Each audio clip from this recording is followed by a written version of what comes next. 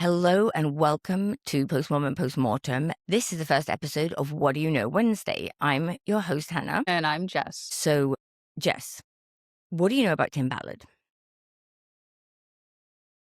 Much. Exactly. I've heard the name and something to do with, and I want to say Underground Railroad, but I don't think that's right. I don't know much about him.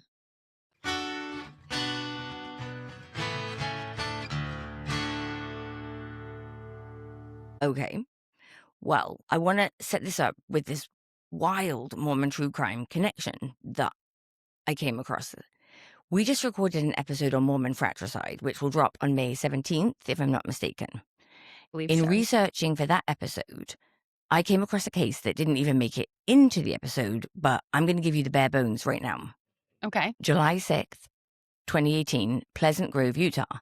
A man named George Peterson shows up at his brother Randy's house. He's got a hammer in each hand. There's a history between these two brothers. George is trespassing and there's an altercation at the doorway. So Randy's son, Colby, who is 28, a grown son, steps in between this altercation and shoots his Uncle George once in the chest. Prosecutors review it and conclude that the shooting was legally justified as self-defense. George was 52 years old. So that's the case.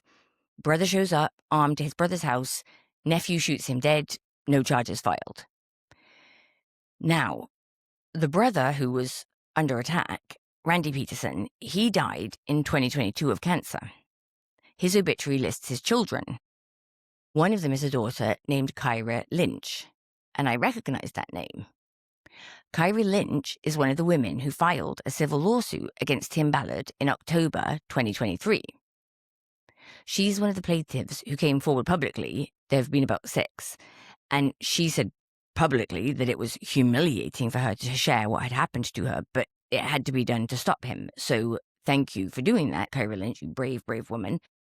She also filed complaints with the Utah County Sheriff's Office. Like, what a weird connection. Like, to be because you are a proxy victim, at least, of a really horrible crime. And then to have another crime, Yeah. that would make it that much harder to come forward, right? Because you are twice victimized and so many people would just retreat further into themselves. So Yeah, hats actually, off to her, man. That's right. amazing.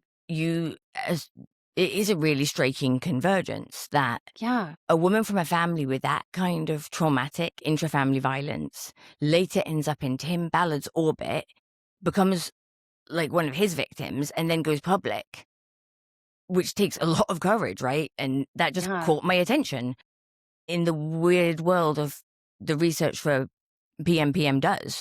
You are our Mormon true crime subject matter expert, Hannah. So, But they're so interconnected is the interesting thing. well, I was just gonna say, can you give me a quick bird's eye view of Tim Ballard and what all of this is about?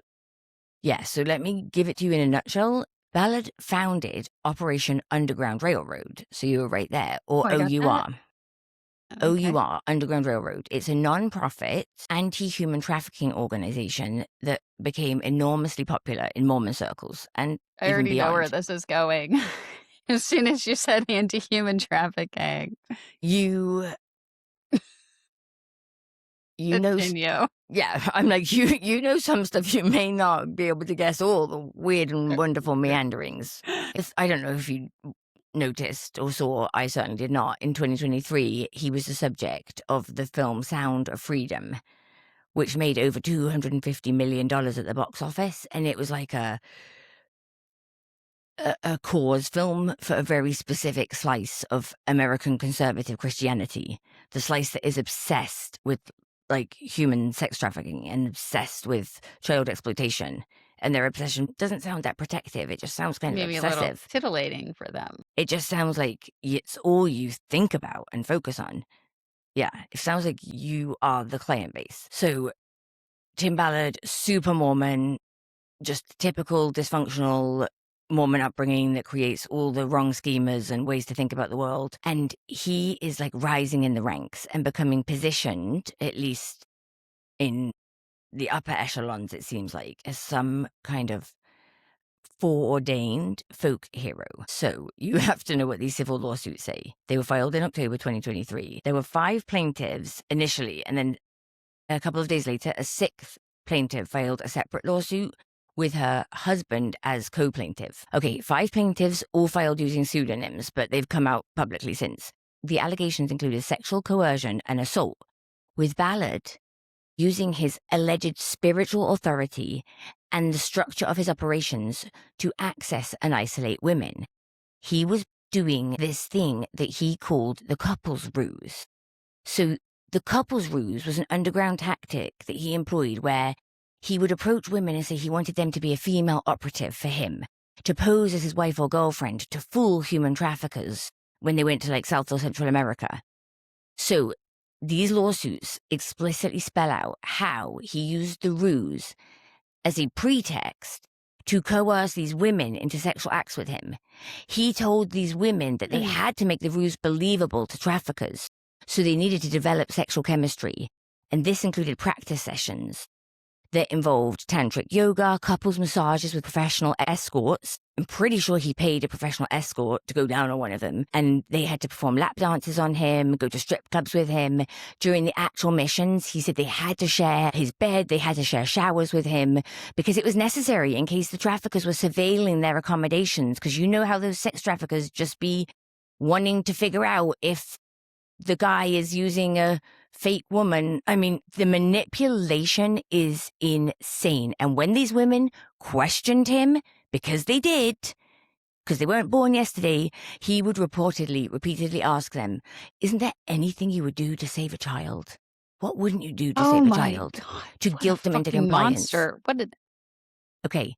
And then, Jess, as if it doesn't get worse, the legal claims also involve his reliance on a Mormon psychic to guide his personal and professional life.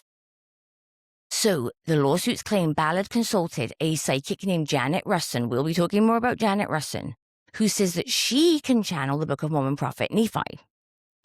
And through these psychic readings, Ballard claimed, one on ketamine, that he received prophecies that he was destined to become a U.S. Senator, the President of the United States, and the President of the Church, all to usher in the Second Coming. And guess which Book of Mormon story, Jess, he reportedly used to justify all of his bad acts? The story of Mormon Nephi? killing. Yeah, excuse me. Yeah. Nephi killing Laban. Let me guess. Exactly. Yeah, the story where a man performs, an unconventional, normally sinful act, but because God commanded it, it was justified.